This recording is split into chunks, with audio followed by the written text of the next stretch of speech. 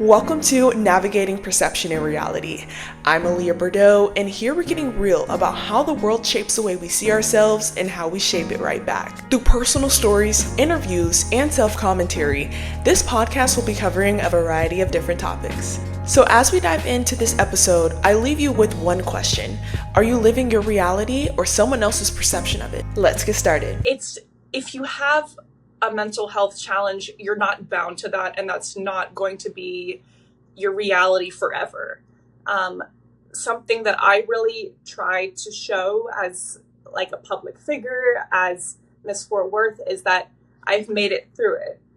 And I think that people need to see that there's people who have made it through it, who are open about their struggles, and that there's a light at the end of a tunnel. Hi everyone, welcome to the third episode of Navigating Perception and Reality. I'm Aaliyah Bordeaux, your host, and we have another amazing special episode because I have a special guest, and we're going to be talking about the mental health side of things of perception and reality. So I'm not going to talk too long. I'm going to let her introduce herself, and then we're going to go straight into the questions. So you can go ahead. Hi, my name is A.B. Taylor. I am Miss Fort Worth 2025. I am a mental health advocate. I am an architecture professional. I am a violinist and a comedian, and I am super happy to be here today. Thank you for having me. Of course, I'm so glad that you're here. We're both going to Miss Texas together, so it's going to be amazing, and I'm so glad that she's here. All right, so can you share your mental health journey and how that shaped you into who you are today? Yes, so I grew up in Plano, Texas, where perfection was just the standard. Like, there was so much pressure in my community that burnout was almost encouraged amongst my peers. Like, if you weren't burning yourself out on making perfect grades or getting into the top orchestra, taking the hardest classes, you weren't working hard enough. So I was 13 when I first experienced depression. And I remember feeling like it was the weight of the world coming down on me. I wanted to have perfect grades, be the perfect violinist. And as a young girl, I wanted to look perfect. But I had no tools to manage this overwhelming pressure. So actually, during my time in high school, 2 students in our Plano class died by suicide. So as Miss Fort Worth, I knew that I needed to take action. In Texas, we actually lose 1 teenager every day to suicide, and in Dallas-Fort Worth, 2 teens a week. So that's why I created my platform, which is called Hope's Toolbox. And it is a platform dedicated to equipping young people with practical mental health coping tools. I also wanted to provide online accessible resources, build partnerships to expand my outreach, and advocate for policies to keep mental health education a priority in schools. Well, thank you so much. That is amazing. I'm so glad you're doing all of that and you're using your story to just amplify like who you are. That is amazing. Okay, so how has your perception of mental health evolved over time? So whenever I was young, it was kind of like I wasn't allowed to talk about it. My family is Greek, and they were always like, don't kind of show weakness.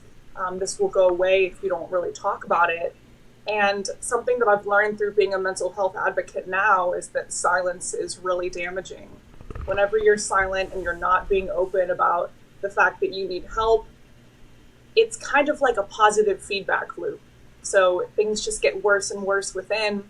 And now my perception of mental health is that it's like any other health issue, and it's something that deserves a place at the table. It needs to be spoken about because we have a real problem in the United States, and it's not going to go away by just sweeping it under the rug.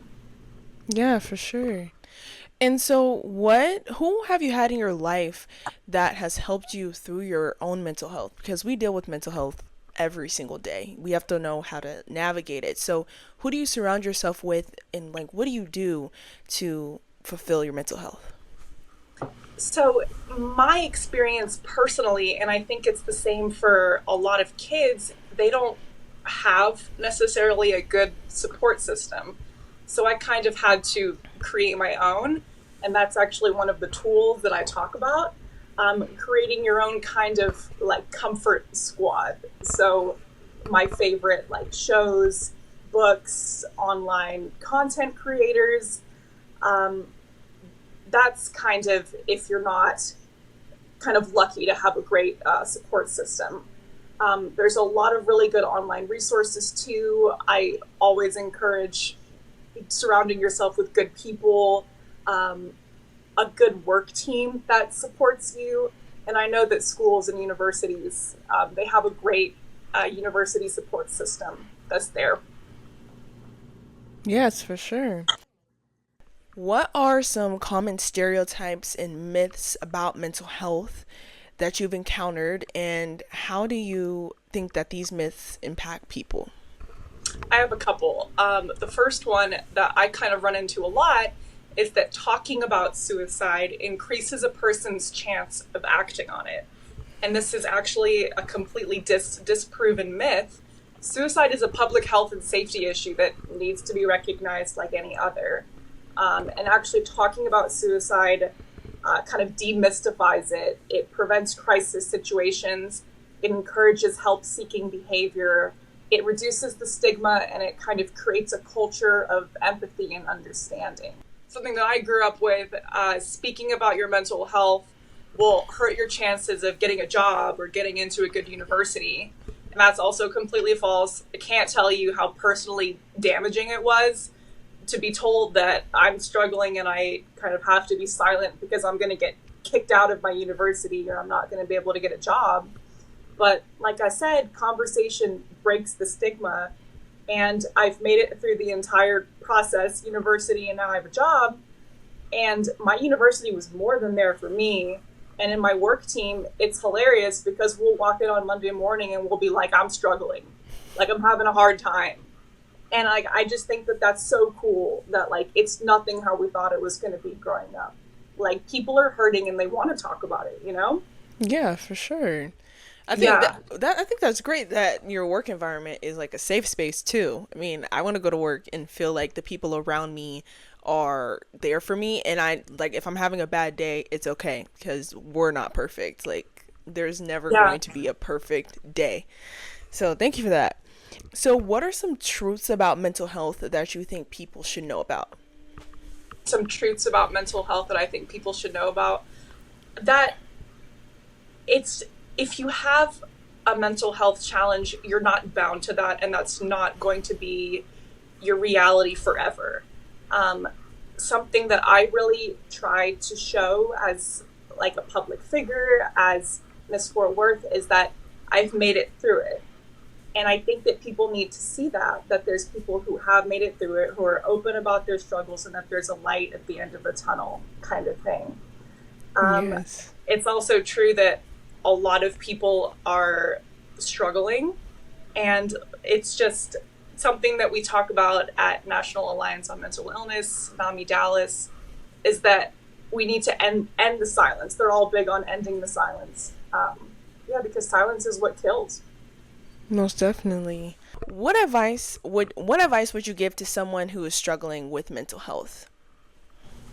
I have so much, but the biggest one that I thought about was I love the concept of building a toolbox to go into a mental health challenge or just to navigate your everyday life, like never going into a situation unprepared. So I like to teach people about the three different types of coping mechanisms. There's one that is managing the negative emotions in the moment. It's called emotional coping. There's also CBT, changing thought patterns. That's called cognitive coping. And there's also solution focused coping. So, like planning for the future. So, I love in the moment identifying that this is my thought, this is not me. That's an example of the emotional coping. I love the idea of also challenging a negative thought. That's CBT, to think about it putting a thought on trial and giving it a jury and seeing, does this thought hold any weight? And then beyond just the moment, it's also important to set goals, create an action plan, and figure out how you can help your mental health in the long term. For sure. Thank you. I'm gonna take some of those tips. 'Cause, Oh, girl, cool. it'd be a struggle out here sometimes. It'd be a Yeah. struggle out here sometimes. Okay. So, oh, do you have any like resources, books, podcasts, or just like TV shows even that you watch that could possibly help someone? Yes. I love following counseling social media platforms because they have a social media team usually that posts scientifically backed coping strategies every day. Um, I also love TikTok for mental health resources, honestly. Yes. And I went to a mental health conference where counselors were like, the algorithm is diagnosing things quicker than we are. And I just thought that that was really cool. I mean, obviously, take it with a grain of salt, but if something applies to you, um, I love engaging with positive content and kind of finding the truths in that. Yes, of course. Well, thank you. Do you have anyone that's like your inspiration, your role model that you like, maybe an influencer, like Yeah, anyone? I love Avery Bishop. She was the reason why I got into Miss Texas, honestly, because how I deal with my mental health is I love setting goals. And she has so many accolades under her belt, like the partnerships with the national organizations, just how she ran for House in her 20s. I, if you have goals, that is such a boost for your mental health. And she inspired me to get into Miss Texas, and my life has just changed. I love her. I think she's phenomenal. She's amazing. She's amazing. How do you know when it's time to take a break? Whenever I catch myself getting a little angry, like if you're, it's okay. I know myself, and I know that I'm generally not kind of like a short person, and I know that it's time for me to take a break when I am not being nice to people, and like I'm not fully present. I'm not stopping and smelling the roses. I know that I need to just be on my own, and I honestly take a lot of time now to be on my own. I'm sorry, I don't want to go out. I love you. I don't want to hang out with you right now, respectfully, because I need to be on my own. And I think that people should do more of that. Like, you don't always need to go out and see what's going on. Sometimes you just need some time to recharge. Yeah, most definitely. I need some time to recharge. I know that I need a break when I get overstimulated. That I is get true. overstimulated like bad, and I'm like, okay, it's time to I'm go home. so Like glad it's time to that there's a go home. word for that now. Like, that was the word that I was always looking for growing up.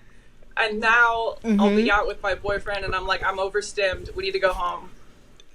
Yep. It's just quick and we get it. It just explains so much. I love the word. Right. How can listeners, so this can be friends, family, etc., how can they be allies to someone who is going through a mental health crisis? Yeah. I really operate on the notion that someone's perception is their reality. If someone has the courage to tell you how they're feeling, it's not an easy thing to do. You should meet them where they're at. You should listen to them, not be quick to offer your take, your opinion, advice, because you don't really know what they're looking for. You should just take their word for it. You should be a good listener, ask them how you can help support them. And yeah, I mean, I am just a big proponent of trusting people and helping them how they need. What message would you like to leave with listeners regarding anything related to mental health? And this could be related to your community service initiative, etc. Um, well, I just love the idea of a toolbox. I know that that's something that has helped me, and I know that it's something that can help other people. There's just so many different coping mechanisms, not only for in the moment, but helping plan for the future. And it looks different for everyone. And I have a chapter book coming out, and I have a website coming out. So that'll make information a lot easier. I'm super excited to work with all of my mental health community partners and just help kind of demystify all the information that's out there. Not everyone has money to go to a therapist these days. And I feel like it's time that mental health information kind of comes home. And I say it all the time, but I really think that every conversation about mental health has the power to save a life. So. Most definitely. That is amazing. And I'm so glad you have some things coming up. Yes. I'll definitely be on their website. I think everything that you stand for is amazing. And I'm so glad that we got to talk today. Thank y'all for watching this video and stay tuned for more episodes. I have more guests lined up. We have amazing things coming to this podcast. And yeah, thank you so much. Thank you for watching Navigating Perception and Reality. I hope today's episode encouraged you to think a little deeper about the world around you. I hope you have a blessed day and remember to keep it real.